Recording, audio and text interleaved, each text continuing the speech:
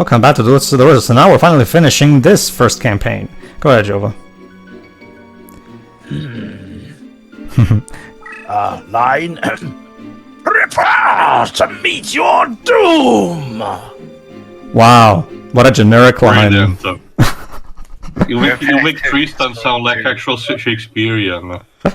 Again, I will give this game very much credit on paying homage to the continuity of the games in that regard. Oh, could you imagine if this guy had Tristan's Sam Riegel voice? It still feels weird, however, Jova, because they literally pull a Kingdom Hearts, and this trilogy starts on the PS1, continuing this on the PS2, which, okay, fair enough, but the third game is a GameCube exclusive for some reason. Wait, Frostbound Kingdom is a sequel to this? Yes. Yes, yes it is. Because apparently it still references events at least of Forbidden Memories, apparently. Or at the very least it's labeled as such. I don't know the fine details. Okay. To be fair... Prepare to meet your doom! Okay. When it comes to it being a GameCube exclusive, one, there could be a multitude of reasons. Like, for all we know, originally they didn't plan to make another game, but then, Nintendo may have wanted another game, so it was funded just for that version of the game. There was an Xbox exclusive. Dawn of Destiny, yeah. No, that's the thing, Dwibs. I get the feeling Konami was just applying the same tactic they used to do back in the 90s, where every platform will get its own version made by different teams. Because remember, it's the same thing with TMNT Tournament Fighters. The same thing with the Rocket Knight games, where each platform... I think the reason that Tio's weirded out is the fact that, though, unlike a lot of those other cases, this one does actually have direct continuity with the games. And mind you, even the gameplay of Frostbound Kingdom is completely different from this one. It's kind of more of a real-time strategy more than an actual card game. Yeah. That being said, in Pedro's favor, the stories in these games aren't exactly like Metal Gear or Kingdom Hearts level. No, not really. Let's be honest, I don't think there was going to be a lot of people wailing that they missed out on the great sequel to the time-traveling venture of Yugi and his amazing friends. Except not really, because it's just their ancestors. See, here's the thing about this. Let's say someone plays this game without even playing Forbidden Memories. They would be completely none the wiser, because even though this game does have callbacks, if you haven't played Forbidden Memories, you wouldn't even notice. Like, as far as you are aware, this is just entirely original, because the game is so self-contained and never at any point specifically mentions anything from Forbidden Memories that, whatever continuity there is, it's incredibly insignificant, let's face it. Now, do not get me wrong, this is a cool detail added, but that's pretty much all it is, a cool detail. It's the kind where you do gain more for playing all the games, but you don't really lose anything by not playing any of them. Not really. It's different than, say, what happened with Chain of Memories back in the day before we got the collections and all that. And don't get me wrong, it's nice that the Nintendo platforms were getting their own action. It's just that, again, Kingdom Hearts has this weird thing which thankfully we're used to now, but back then, the idea is that stuff that was numbered would be mainline stuff, and then stuff that wasn't would be spin-off stuff.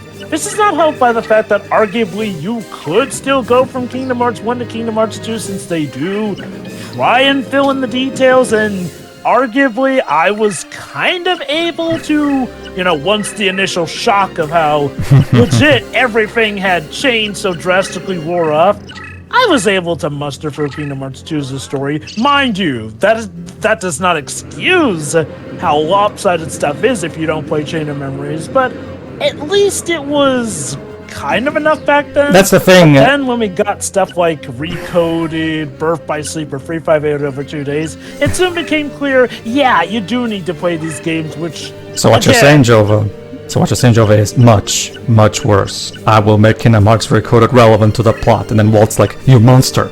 The process is already underway. Is that from Just a Pancake or the other guy? Just a pancake. Just a pancake. No, the Truthblade Seeker only makes primarily Final Fantasy stuff. Just a Pancake does Kingdom Hearts stuff, basically. He recently did Stranger of Paradise in a nutshell. I like how you knew that Truthblade Seeker was the other YouTuber. I'm subscribed to them. I know who they are.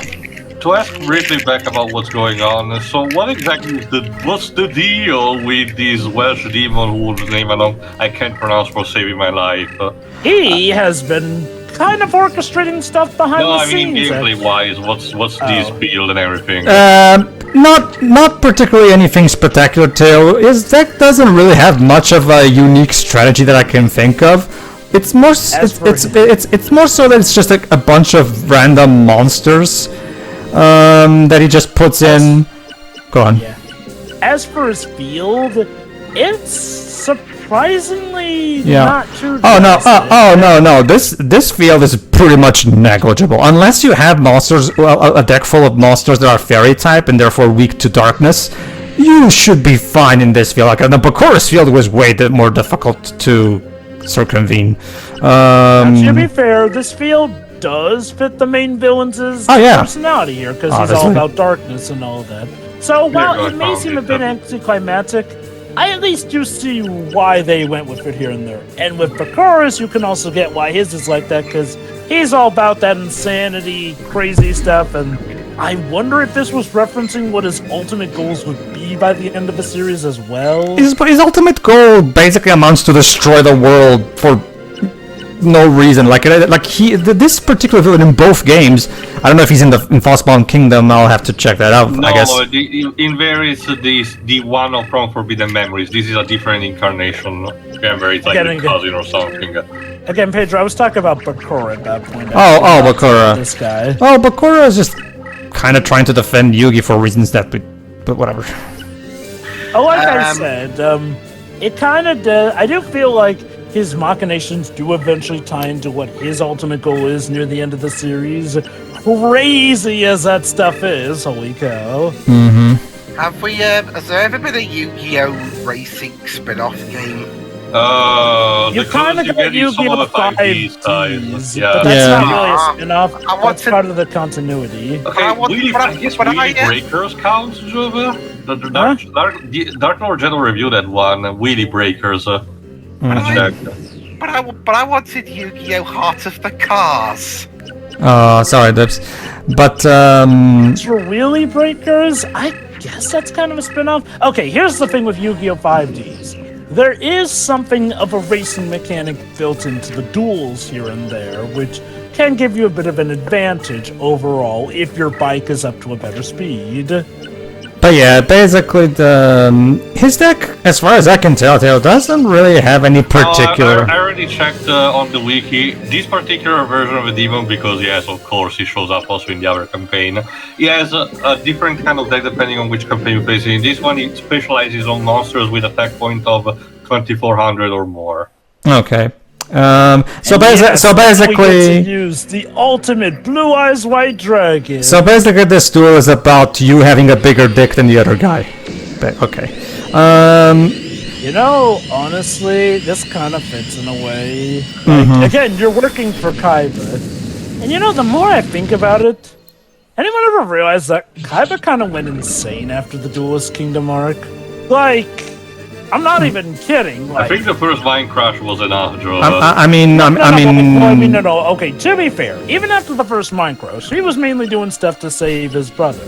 But then after the Duelist Kingdom, he started making these weird investments. Like, he literally invested in a jet that looks like Blue Eyes White Dragon. Well, and that's not even getting into what happened with him in GX. No.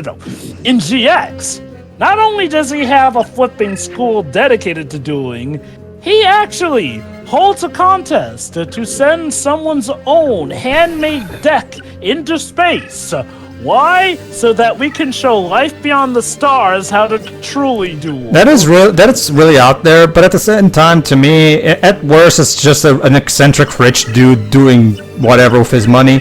That's still better than That's still better than fucking kidnapping someone's grandfather and kind of beating the crap out of him. I mean, okay, he beat him in a card game, but remember, when Yugi and his friends get to Kaiba Corp, we see Yugi's grandpa falling, so you can kind of assume that Kaiba pushed them, Okay. If I recall correctly, Kaiba basically mockingly says, he couldn't take on the magnificence of the holograms that I have made.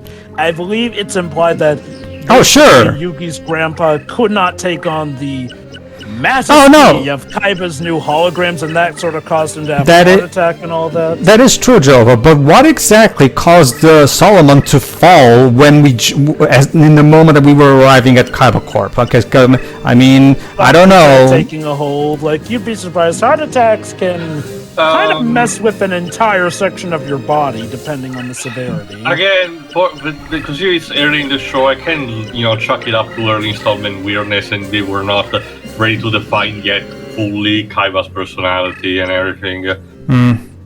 See, the thing is, too, and that would be fine, it's just that Kaiba never has to answer for, let's face it, his kind of criminal actions in that first episode. He never answers for them. To be fair, he did get mind crushed, and given the severity of what a mind crush can do, one could consider that good punishment and why it definitely reforms him in that regard. Now, as for why I don't think that Kaiba beat up his his grandpa, think about it. That would mean that Kaiba first dueled him all the way across on the other side of the field, and after beating him, came all the way across to the other side, walked up the stairs, beat him up, and then threw him down the stairs. That just seems like something that Kaiba wouldn't go out of his way to do that much. If only because he'd probably see it beneath him. That's, basically. He did throw down that guard who was guarding the place where his brother was being held. Just to answer something about from that previous topic, that's the thing, Jova. Like, I can even say this as someone who has played the original Chain of Memories back in the day. So I actually, fortunately, did play it, because I really enjoyed the first game so much, so I didn't see any reason not to try this one out too. But the interesting thing, but at the same time, it's also Square Enix, the marketing / publishing / whoever's in charge of that shit over there, also kind of put some of the blame for for taking so fucking long to releasing the final mix versions and Reach into Memories on the PS2. Yeah, we did get it in 2008. True, but the final mix release should have been Final mix releases should have been international releases. It made no sense for the final mix release to be exclusive for so long. It was very cheaply made because the lip sync was kind of bad. Correct me if I'm wrong, but I'm pretty confident that even the original PS2 Kingdom Hearts 1 release sold more in the West than in Japan, right? Remember, and there's also this, Pedro, remember, before the HD versions, every final mix versions was never released also in the West. That's what I'm saying. Well, in general, even originally, there were some clearly double standards going on in terms of what release and whatnot. Well, I know, Ted. That's what I'm saying. What I'm asking is why? Because again, from any kind of business standpoint, it makes literally no sense to not release these versions on the territories where this particular franchise sells the most. It would be like if Level 5 for whatever reason released Azure Legacy only in Japan, even though it sells the most in the UK. You know what I mean? It's... Anyway, going back to your Kingdom Hearts thing, for me, it was a bit different. See, when I first got Kingdom Hearts 1, it may have been as a birthday present or whatnot. Basically, at the time I first played Kingdom Hearts 1, the series already had Kingdom Hearts 1, Chain of Memories, and Kingdom Hearts 2 at the time. So I wasn't around when Chain of Memories first came out. So at the time, as far as I knew, there were these games, and I think Birth by Sleep may have been on the horizon of coming. I know that there was one of the cell phone games out and whatnot, I think. You know what's interesting about the GBA version of Chain of Memories? The GBA version of Chain of Memories was localized by a completely different team than the localization team of the other Kingdom Hearts games. They fixed that for the Reach Chain of Memories, because Reach Chain of Memories had an entirely localized from scratch with the same localization team that did the other games. But the original... Again, it was still cheaply made considering, again, the lip sync. And Chain of Memories, the original GBA version, was actually localized by a different team. So you remember Axel's trademark catchphrase, memorized. You can look this up. In the original English version of Chain of Memories from the GBA, he says "committed to memory" because they did a more literal translation of the Japanese line. Because I'll get back to this. Let's just. It kind of does work with how stoic and weird Organization 13 were at first, so that didn't bug me at first. But yes, first let's play the slot machine game. Whatever. Moving on. I mean, getting free cards after the duel is better than one in the previous game, but it's still not that much. All right, let's see, Mr. Blah blah blah blah. No. No. This is not justice. I cannot lose. Oh yes, you can. Yes, you can. Actually, you just did. Sorry, Mr. Demon, this is not a brutality. Whatever. Impossible. Wow, all the cliche. Okay, so basically, you basically just went through all the cliche villain lines. Like basically.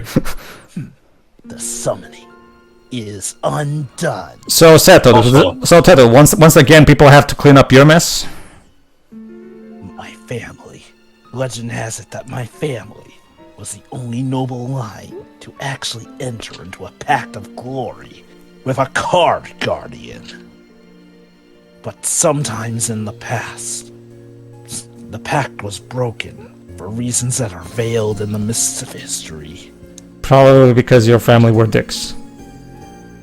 For generations, our family has searched the world in hopes of finding the same card guardian to revive the pact and the glory that was once ours.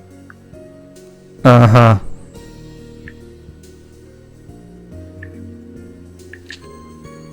Since the day I inherited the Book of M at Dumclaw, What? I've searched far and wide. Also, those artifacts, seriously. The Book of M. Who crafted these rectangles to put the text box? Oh no, actually, Theo, that's an emulation Stonehenge. You probably mentioned it already, sorry. Many are the guardians I have awakened, only to return them to their resting place.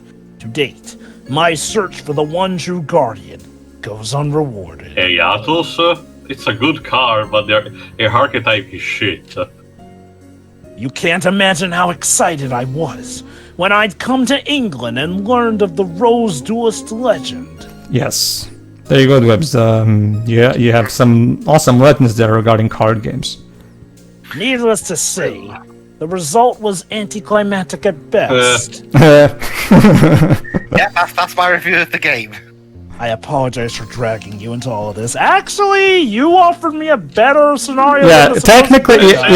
yeah, Jova's correct. Promise of returning you to Yeah, your Jova's correct. Oh my god, he's even Simon. fearful of the fact that it's not enough to repay us. Like, seriously, for as much a dick as Seto may be, What did you do with Seto? I don't know, Jova. This particular Seto doesn't sound like a dick at all. But no, actually, Seto, it was Simon who dragged me in here, not you. So I don't know why you're blaming yourself for this. What is that? Again, like, he is way nicer than Seto normally is. Here, take this back with you. I will continue in my quest to find the one true guardian. Like, heck, for all we know, maybe he is the good guy in all of this. Maybe it's just a preconceived notion that Yugi and his pals are the good guys, and maybe Seto's just the one who sees through all the BS. Should you meet such a descendant as mine, show this rose pendant. From this day onward, my family is ever in your debt and will lend whatever support it is within their powers to provide. This I promise as an eternal pledge. A pledge of roses. Oh, so Seto Kaiba freaking owes us now. Yes. What? Okay. In the days that followed, the mystic barrier maintained by the sorcery of the cards faded away. Leaving England's shores vulnerable to invasion. Well, shit. This is literally the opposite of a start of Sonic and the Black In Knight. August of 1485, Yugi and a tutor successfully landed at Milford Haven. So, no matter who you choose, Yugi wins. Defeating Richard III in the Battle of Bosworth, Yugi was crowned as King Harry VII. So basically, all You we... have to make history go right. Yeah. The Tudor reign was to continue on until Elizabeth I. Let's Oh, just no, kindly no, not every day, mention so- old Bloody Mary. Well, Arief was a dick too, so... As for Seto and the Rose Crusaders, they disappeared from England. Where'd they go? Wales. Never to be seen or heard from again. Of course. The only record of their existence remains in the form of an inscription carved on the back of A card? Ancient manuscripts, of course. the rose pendant. Oh, okay. But we have found our duelist. Man is born to die. No shit. Well, you're a downer. But the Pledge of Roses is born to live throughout all eternity. Yeah. Oh, so Seto is basically pulling that kind of means like don't Game, at this point they're just filibustering. Just cut the credits. It is a pledge recorded in mystic numbers. Yeah, basically this is a code. Password? It's a password. I don't get Pedro? What? What? You can hear me? I was asking if it was a password, sorry. Oh, okay. Like, Yu-Gi-Oh! The Duelist of the Roses, the White Rose chapter. I'll check in the meantime. The basic point is, I don't know what the point is the password is, because you can just save, like I just did. I mean, Maybe it's used to unlock some goodies or something. I guess. I didn't bother with it because, like I said, I've already cheated my way into getting all the cards anyway, but I'm mostly interested in the story campaign anyway. Anyway, original character design, original monster design, and standard draft, like I said, of course. Executive producer, I have to give them credit. Like, they gave an Ancestral Seto's a relatively interesting arc, and it ends with Seto Kaiba in the future finding out that he owes some random nobody a favor because it's promised on the family lineage and all that. What a Chad.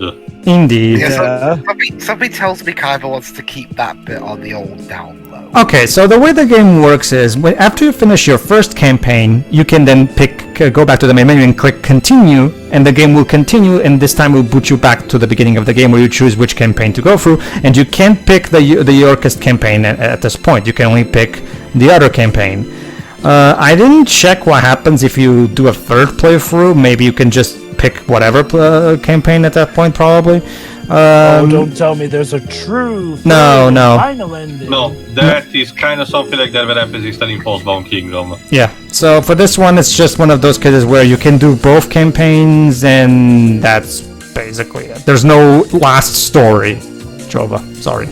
I wonder, are we going to tie this trilogy off with Postbound Kingdom just to eventually see where things go from there? I guess maybe at some point, but considering it's not a proper card game, I don't know if I'm particularly interested in doing that, because when I play a Yu-Gi-Oh game, I want to play, card games. That's kind of the whole point of this franchise. Four kids are credited. I also tell you that it's an original story voice, not retelling another bit of the anime. Oh, sure, I understand that. It's just that, when it comes to playing another Yu-Gi-Oh game of this particular time period, I think I'd rather just maybe if I can find a way to play Dawn of Destiny, maybe I'll do that.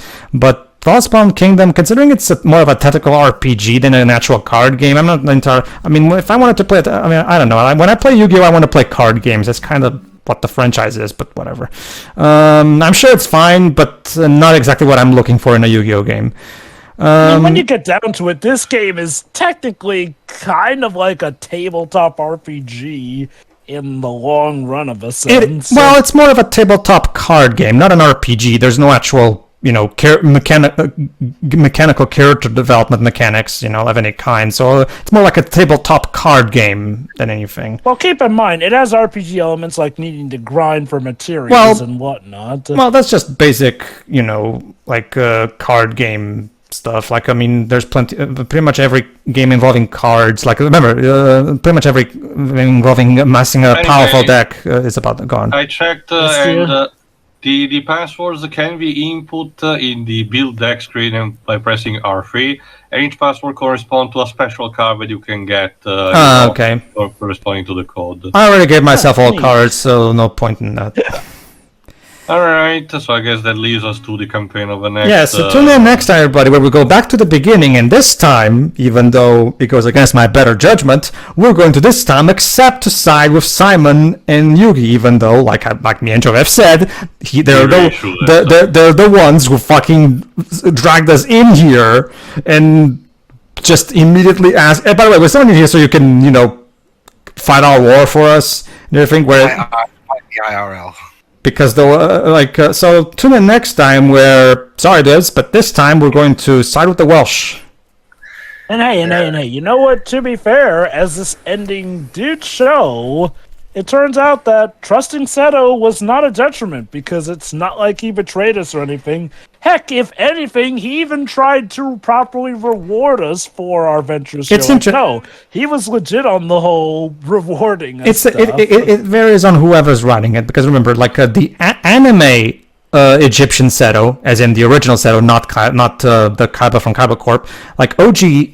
Egypt Seto, he was a good person in that realm. To be fair, I don't think this varies on the writer because we've never seen Dark Ages Seto before. Like, there's nothing to dictate that everyone in Seto's lineage needs to be as much of an asshole as he. That's what I'm saying. Forbidden Memory, Seto, and Seto's ancestor, and he was a big bear. See, the reason I'm saying the thing I'm raising it varies on the writer is because remember, is portrayed Egyptian Seto as a dick.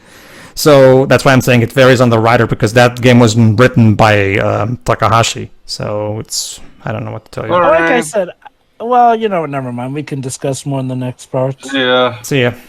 Ta.